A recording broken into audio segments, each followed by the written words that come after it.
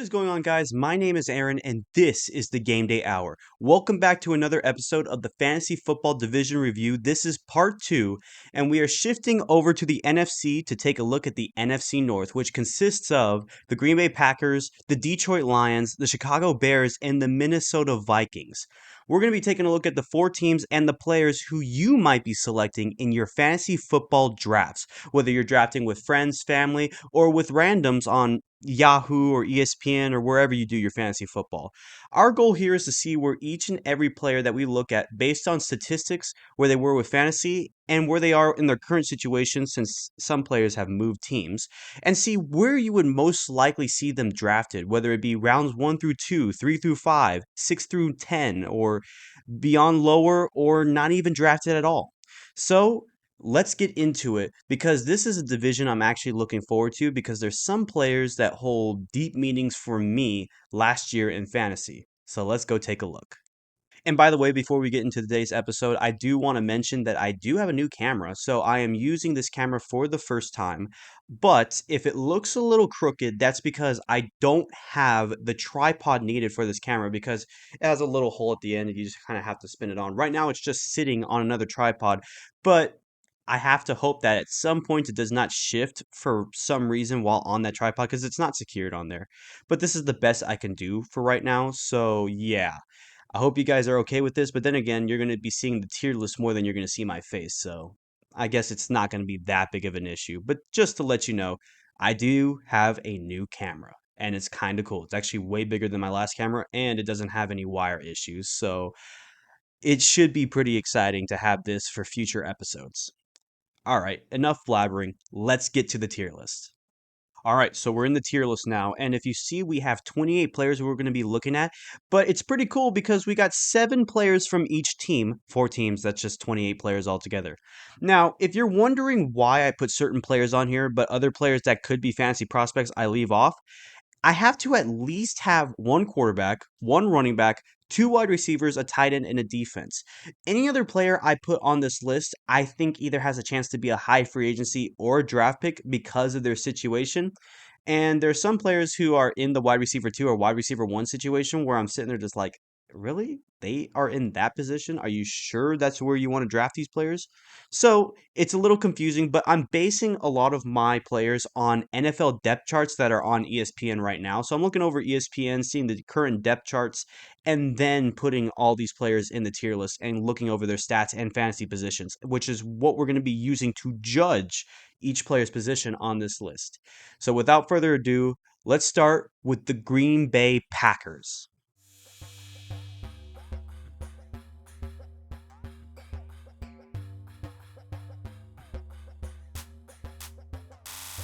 First Packer we're looking at is quarterback Jordan Love, who was an MVP for my team last year come postseason time. He played incredible. In my championship game when I won 219 to 214, he was my starting quarterback, and while I already won the game, because he was playing Monday Night Football, and at that point, nobody else was playing, and it just didn't matter after that. Jordan Love dropped 40 points against that Vikings defense, and just gave my team the chance to say, I scored 200 points in a fantasy championship game. So Jordan Love last year, if I look over his stats, before I even look at his stats, one thing I noted about Jordan Love is he only had 2 games under single-digit scoring in fantasy. Everything else, he was double-digit. He was higher than the 20s generally. He had 30s to 40s to even 50 games in my league. So he was an incredible quarterback, and his stats also, they impressed heavy. So last year he had 4,159 passing yards with 36 total touchdowns, 11 interceptions, and he had 373 fantasy points. That was 4th among all quarterbacks behind Josh Allen, Dak Prescott, and Jalen Hurts. So again, we're doing standard scoring. He played amazing, and it seems like he is the future for the Packers. He's now stated and ready to go, but let's see if he had a fluke season or if he's for real. Now, the problem I see with Jordan Love is while he has a good backfield and the wide receiver core was impressive last year, when I look at this wide receiver core compared to the other cores we see on this list, it's not as impressive. There's not a definitive number one, which is a problem, but it also means Jordan Love can be distributing very, very well. So, obviously, with him being fourth and the fact that I think he has what it takes, he is sitting right there. Give me a moment. I just think that whoever gets Jordan Love on fantasy is going to have a consistent score who is over 15 points or more each and every week, which I think that if you have that along with some superstar players like I did last year, to keep in mind, I had Isaiah Pacheco, CeeDee Lamb, I also had Breece Hall, who in those games, respectively, Breece Hall had 20, CeeDee Lamb had 50, Isaiah Pacheco had 30. I just had so many players scoring. The Niners defense I had starting put up 28. They all did very, very well. And Jordan Love was just another piece to it. But with his distributing of the ball and not having a definitive number one wide receiver, while also having a pretty good backfield with Josh Jacobs, who we're about to look at in just a second, Jordan Love, I could say, is most likely 6 through 9. But I can see him being as drafted as high as round 4 through 5. And because of that, that's why he sits just below rounds 1 through 2. But he is going to be very special, and if you're a Packers fan, I'd be pretty excited if I were you. And then next up we have Josh Jacobs. Now, Josh Jacobs is coming over from the Las Vegas Raiders, but his time with the Raiders has always seen running back 1 or running back 2 production, which has always been pretty good. I remember last season he put up some monstrous numbers. Prior to this recent season, I mean 2 seasons ago, he put up some monstrous numbers with the Raiders, and I'm pretty sure he led the league in rushing touch. Actually, no, that would have been Jamal Williams when he was with the Lions, but Josh Jacobs was also very close to being at the top. So with that said, he's obviously going to put up big production for the Packers if they use him correctly, because they moved on from Aaron Jones, who we'll also be talking about later in this episode. But for Josh Jacobs last season with the Raiders, it was a little bit below his mark. He had 805 rushing yards with 6 touchdowns total and 134 fantasy points, which was 25th among all running backs. So he put up RB2 numbers, but I don't think he's going to have that same production with Green Bay. And I think that with him being on this roster, which desperately needs to have that veterancy, because all these other players are very, very young and you only have many veteran players on the defense, Josh Jacobs is going to be a reliable player for the Packers. I also see him being a little higher than Jordan Love, but a round 3 through 5 guy. I don't think he breaks the top 2 rounds anymore, but 3 through 5 is a fair place to put him. I think he's a prime round 3 running back. So again, the Packers strike 2 for 2 in the top 5 rounds. Again, I'd be pretty excited if I were you guys.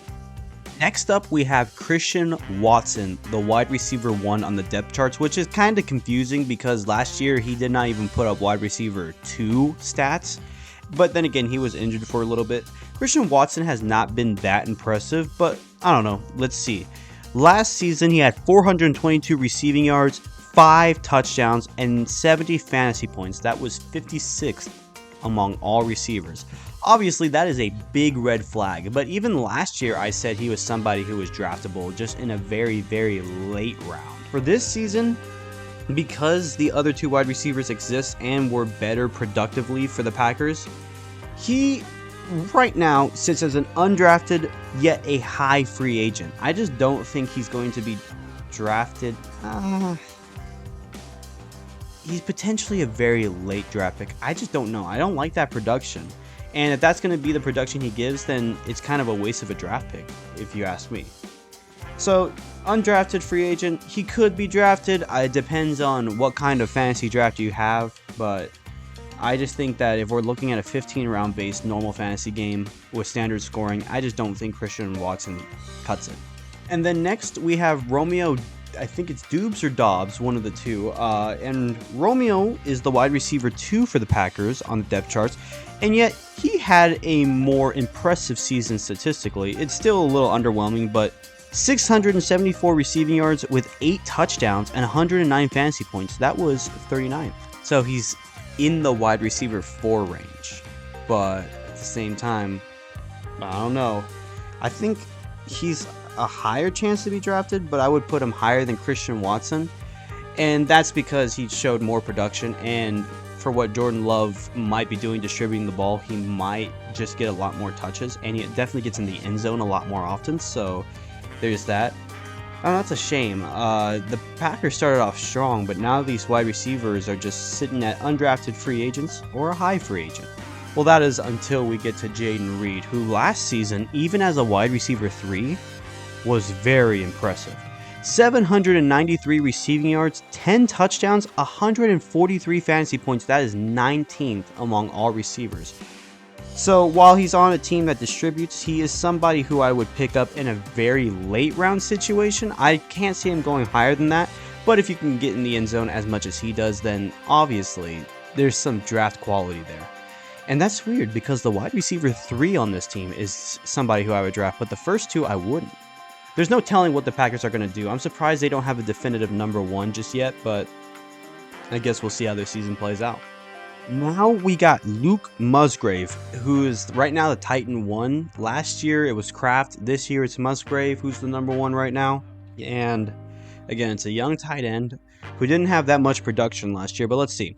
He had 352 receiving yards, 1 touchdown, only 37 fantasy points. That was 33rd among all tight ends. So you get 20 tight ends in a 10-player league because most people are just going to have 2 tight ends. So that doesn't cut it. That clearly does not cut it. And he's going to have to show a lot more promise. But right now, he is an undrafted free agent. There's nothing more to say. I have not seen enough of him. So I guess here is a good place to put him. But I don't know. And then lastly, I have the Green Bay Packers defense, who last year put up 150 fantasy points.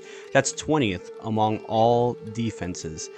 So they're just on the cusp of being drafted.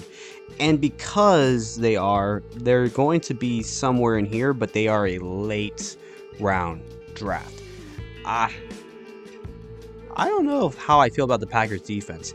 They have great players, but then in some cases their defense doesn't show up. So it's a little unfortunate, but they can get blown out or they can put up a great defensive performance. They're hot and cold, and that's why they don't have as much points as you think they would have.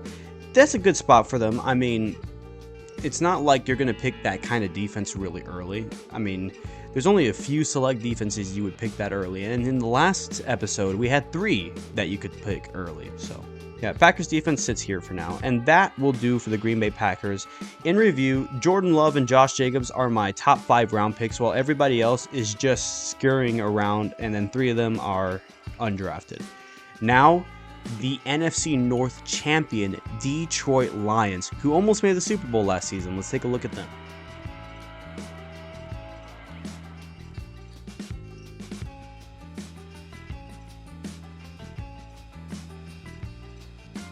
So the Lions are the only team on this tier list where every single player I'm looking at was on the roster last season. These other 3 teams have new players on their roster. So we're going to be looking back at what the Lions did last season, starting with Jared Goff, who, congratulations Jared Goff, on the $53 million a year for 4 years contract. That's $212 million with, I believe, a $170 million bonus from signing, which is just incredible. Obviously, he deserves it. Last season with the Lions, he did incredible. Let's take a look. Last year, he had 4,575 passing yards with 32 touchdowns, 12 interceptions, and he had 344 fantasy points. That was 7th among all quarterbacks. That's QB1 level numbers. So Jared Goff has been showing the league that even though he's moved on from the Rams won a Super Bowl, the Lions are the future. He's still very young and still very talented and has a great supporting cast. He has all the ingredients that beg for him to be selected somewhere in these top 5 rounds. He can drop a little bit lower if possible, but 3 through 5 I think is where his average is going to be. I think he's very talented and is going to put up the statistical numbers needed for fantasy players. So 3 through 5 sounds just about right for me. Now let's take a look at the most dominant backfield last year in the entire NFL. It was the Detroit Lions running back core, which consisted of, first off, David Montgomery. Let's take a look at Montgomery. Montgomery's numbers were impressive: 1,015 rushing yards with 13 total touchdowns and 183 fantasy points. He was top 10 at number 9 among all running backs for fantasy points. So, monstrous numbers. But I'm going to coincide this with the other running back, Jahmyr Gibbs, who last season had 945 rushing yards with 316 receiving yards, a total of 11 touchdowns, and 180 fantasy points. That's 3 less than Montgomery, and that's also top 10 at number 10. Both running backs were top 10 running backs, but when I look at this, I get a little concerned. Do you really want this as your running back 1? I don't know, because they split that backfield. So, even though they are worth round 3 through 5, David Montgomery and Jahmyr Gibbs both are round 6 through 9 running backs. It's just that distributed backfield is a big question mark for fantasy players. It's great for the Lions, but is it good for your team? I don't know. 6 through 9 seems like a fair spot to draft them. And if you get them in that area, I just think you'll also have a good, I don't know, backup running back, flex spot maybe. So yeah, that's where I would put the Lions. I don't actually think they're going to really be backups if you're putting up that production. I'm just saying if you flex them because they get drafted in that area, they could be backup running backs, but they're most likely going to be starters. That, just to clarify that. But the Lions backfield both get round 6 through 9. And then we got Amon-Ra St. Brown.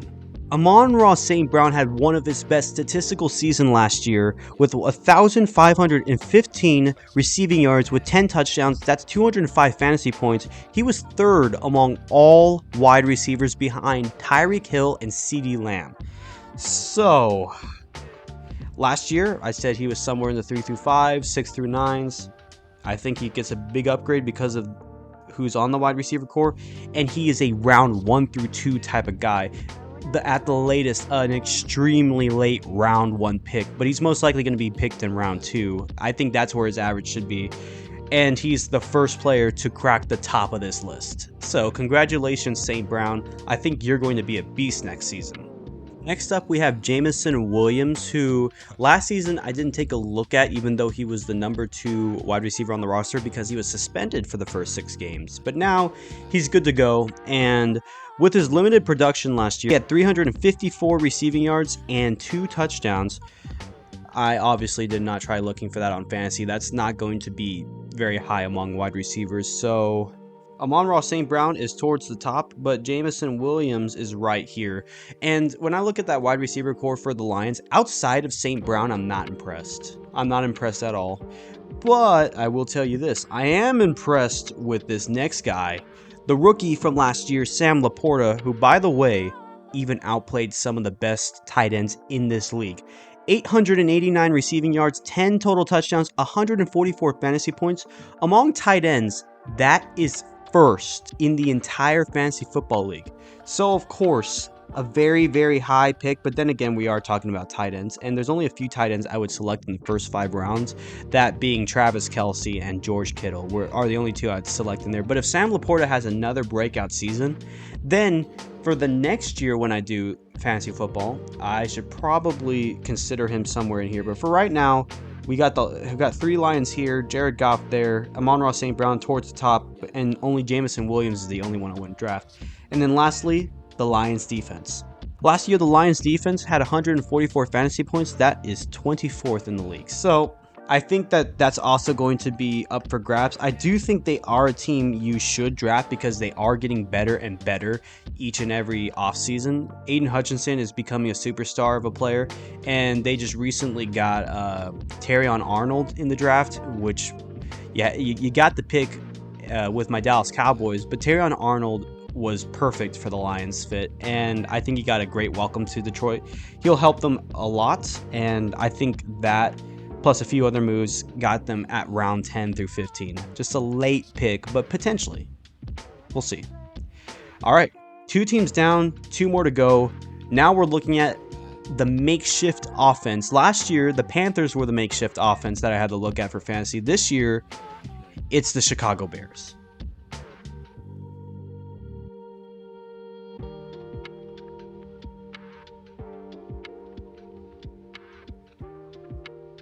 All right, starting off with the Chicago Bears quarterback position is obvious. The first overall pick in the 2024 NFL Draft, Chicago's Bears selected Caleb Williams, who we're going to be looking at right now. Caleb Williams, the star-studded quarterback, Oklahoma, USC, is going to get his first season in the big leagues with Chicago. And I'm pretty sure the Bears did everything in their power to build this kind of offense around Caleb Williams. And the departure of Justin Fields meant that we knew the Bears were getting Caleb Williams for like a month before the draft.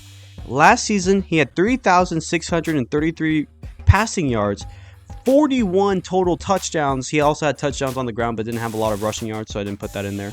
And 5 interceptions. Now, obviously, we don't have the fantasy numbers, and that is college, but that's pretty impressive for a non-Heisman season. In the year prior, he was statistically better than his Heisman year.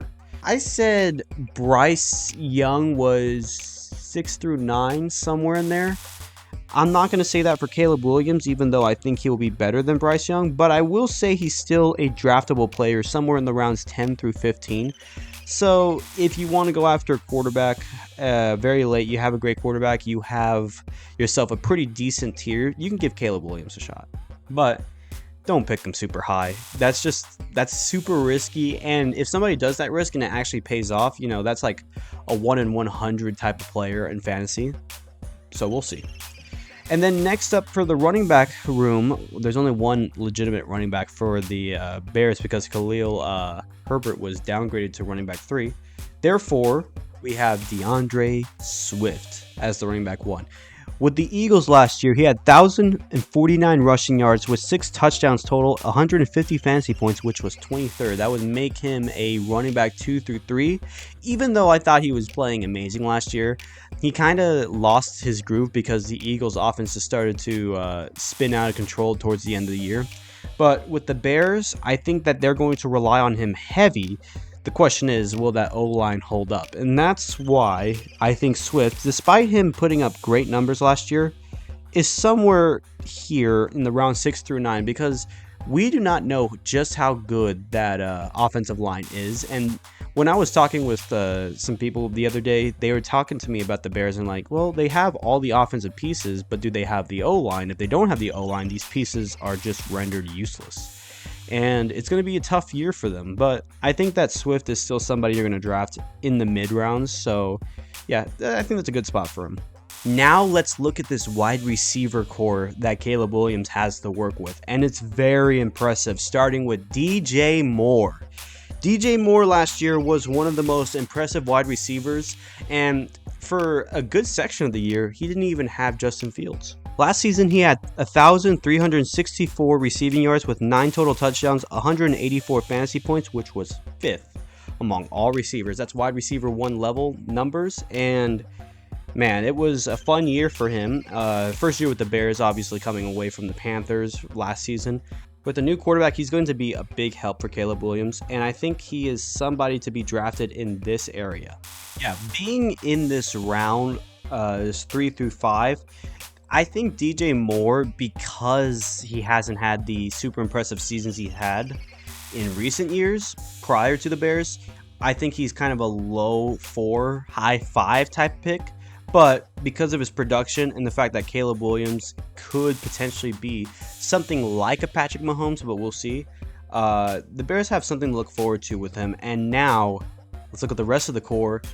They recently just acquired Keenan Allen. And Keenan Allen last season under Justin Herbert, he had himself a pretty good year. Keenan Allen had 1,243 receiving yards, 7 touchdowns, and 165 fantasy points. That was 11th among all wide receivers, 6 lower than DJ Moore. So Caleb Williams has so many options to go after. And so I'm going to put Keenan Allen somewhere in this area. I think that if you get Keenan Allen around that time, you're still going to have a quality wide receiver. I don't think he's a wide receiver 1 anymore. Not on this depth chart. That's DJ Moore. But I think that being in this position, Keenan Allen is still going to get a lot of touches. He's going to probably have an 1,000-yard season, but DJ Moore may have more touchdowns. So that's kind of where my prediction is, and that's why I have them in those rounds. But still, quality. Very quality. And now we have Rome Odunze, their other first-round draft pick aside from Caleb Williams. And last season for Washington, the Huskies, not the Commanders, he had 1,640 receiving yards with 14 total touchdowns. Wow. That's Heisman level stats right there. And being the third receiver, I think he's going to stand out this year among all the rookies because I have high hopes on him. I think he's still draftable, but a very late receiver. I just don't think that you can draft him any higher because of who the other two receivers are. He's a third receiver and he's a rookie. So there's a lot of question marks there, but I think he can continue to grow into each and every role and be like Jordan Addison last year, who had an incredible season, who we'll also look at in just a bit because we're almost at the Vikings. But before we get to the Vikings, we have two more things to look at. Number one is Cole Kmet, tight end for the Bears, had 719 receiving yards and 6 touchdowns. Has 101 fantasy points, which was 7th among all tight ends. So we're going back to drafting those tight ends. I think that he is somewhere in this late section behind DeAndre Swift right here. And the reason why I say in this section right here, because obviously we don't really go for tight ends super early unless it's Travis Kelce, but he puts up tight end 1 numbers, and to have a solid tight end on your team that can give you the double-digit points, even if it's barely double digits, is good for your fantasy team because you don't expect a lot from tight ends. So I think that having Cole Kmet in this mid-round situation would be good for you, but it depends just who you've drafted early on.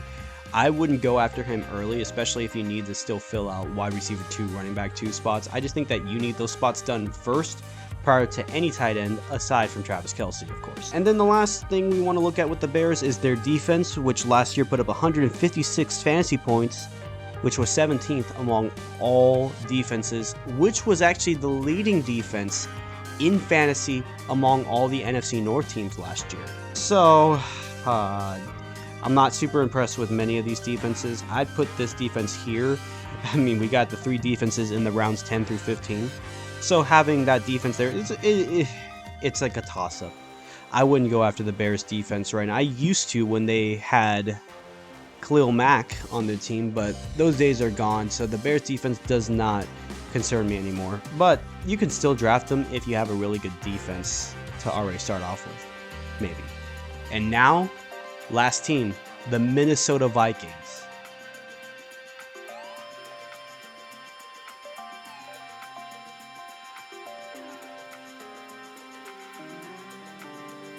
Let's first start with Sam Darnold. We're going to be looking at 2 quarterbacks here because there's not a definitive starter just yet. Sam Darnold last season was the backup to Brock Purdy in San Francisco, and when he played, he had 297 passing yards, 2 touchdowns, and an interception.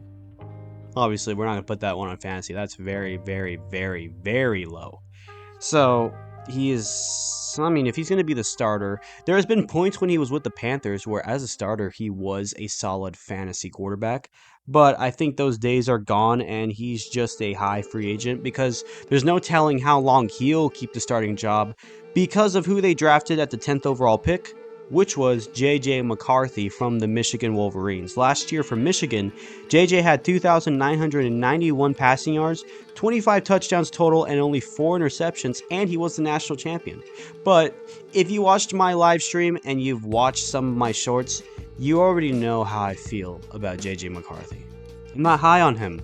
I really think he's kind of like Josh Rosen, but we'll see.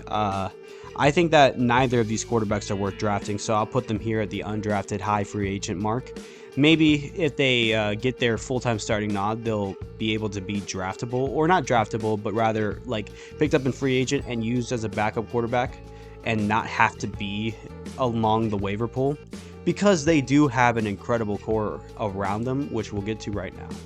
Let's look at Aaron Jones, who right now is a Green Bay Trader. He went from the Packers throughout his entire career to automatically going to Minnesota, the rival. So if you're a Packers fan, it's a little bitter. But to be fair, it was time to move on if you were Green Bay. As for Minnesota, you do have a solid running back, but last season you only put up 656 rushing yards, 3 total touchdowns, and only 97 fantasy points. That was 36th among all running backs, which is just a running back 4. So yes, he's still somebody draftable, but how high? I don't know. Maybe he'll have a resurgence with Minnesota, but this is kind of where I have him. And to be fair, he won't be having to share the backfield, so he could have his production up. Actually, the more I think about it, there is actually where I would put him, somewhere in the 6 through 9, because I did realize that his production should go up if he stays healthy, and he doesn't have any competition at the running back position like he did with A.J. Dillon.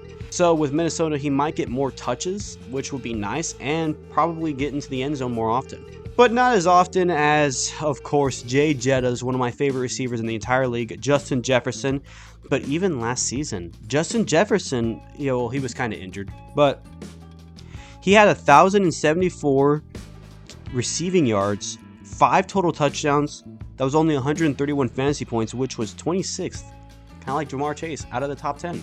But when he's healthy and he has his quarterback somewhere here as around most likely a top 5 receiver, top 5 draft pick for fantasy football. In my league, he went number 1 overall. So that just tells you just how talented he is. And no matter who the quarterback is, he's still going to put up big numbers. So yeah, I think that Justin Jefferson, it's going to be very nice having him on your team if he can stay healthy throughout the season. And even his wide receiver 2, Jordan Addison, who was a rookie last year, and as a rookie had 911 receiving yards, 10 total touchdowns, and 144 fantasy points. That was 18th among all receivers. Addison is low-key becoming a star, and I see Addison being picked somewhere in the mid-rounds. I think that seeing him in these mid-round situations, he's going to get a lot of touches. You're going to want him on your team as a wide receiver, low 2, high 3, depending on how you're drafting running backs. I think that he's somewhere in there, and around 6 through 9 makes sense. Then you got TJ Hawkinson, who last season had 960 receiving yards, 5 touchdowns, and 118 fantasy points. That was 4th among all tight ends. Obviously, Hawkinson is kind of in the same boat as Laporta and Met, and I put him here. I think that he's still a mid-round tight end draft pick. He could be higher. I'm not sure. I mean, I'm just really reserving that for Travis Kelce, George Kittle, and just, I don't know. Those guys most likely are just going to be the only tight ends I would look to draft that high, but we'll see. And then lastly, that Vikings defense. The Vikings defense last year had 154 fantasy points, which was 18th. So, like all the other defenses, they're there in the round 10 through 15, just not as impressive, not looking to be a higher draft pick. So yeah, I'm very impressed with this list overall. I think that the defenses are kind of mid-tier. They're whatever. But before we leave, let's go into a review. For my undrafted free agents, high free agents, we have Sam Darnold, J.J. McCarthy, Romeo Doubs, Christian Watson, Jameson Williams, and Luke Musgrave. The low draft picks, rounds 10 through 15, we have Jaden Reed, Caleb Williams, the Vikings, the Packers, the Bears, and the Lions defense, and Rome Odunze. For rounds 6 through 9, we have Sam Laporta, Keenan Allen, Aaron Jones, TJ Hawkinson, David Montgomery, Jordan Addison, DeAndre Swift, Cole Kmet, and Jahmyr Gibbs. And we have a lot more round 3 through 5 guys. We got Josh Jacobs, we got Jordan Love, DJ Moore, and Jared Goff. And then in the rounds 1 through 2, we got Justin Jefferson and Amon-Ra St. Brown. Those are my picks, and where I think that each of these players are going to be picked among the NFC North teams. So, yeah, I want you guys to take a good look at this list and tell me what you would have done differently. When I look at this list, there's a few times where I thought, maybe I would put a player higher. Obviously, Caleb Williams could go higher here. I just didn't want to make the same Bryce Young mistake I made last year. You can give a lot more attention to Rome, maybe. Probably put a Lions running back up here in the rounds 3 through 5. Like, Dave Montgomery would be the only one to do that. But other than that, I feel good about this list. So yeah, let's get to the outro. So I hope you guys enjoyed today's episode, and if you do, please leave a like, comment down below, and subscribe. Go follow me on all my social medias, and be prepared to take a look at some of my shorts. I like to ask questions based on these episodes, and my question is, I just want you guys to comment down in the shorts what you think about what I ask, what you would have done differently with the tier list, and all that stuff. Go follow me on all my social medias. That's Facebook, that's X, that's Instagram, that is TikTok, and go comment. I'd be open to have conversation with you guys on my social medias, even in the YouTube shorts. So yeah, that'll do it for today's episode. The next episode is going to be the AFC East. That's the Buffalo Bills, the New England Patriots, the New York Jets, the Miami Dolphins. But soon enough, we're going to get around to June, which we're going to have to start preparing for UEFA and Copa, which is going to be great. So yeah, be prepared for those episodes. Anyways, that'll do it for me. I hope you guys have a great day. Take care, and I'll see you guys in the next one. Peace out.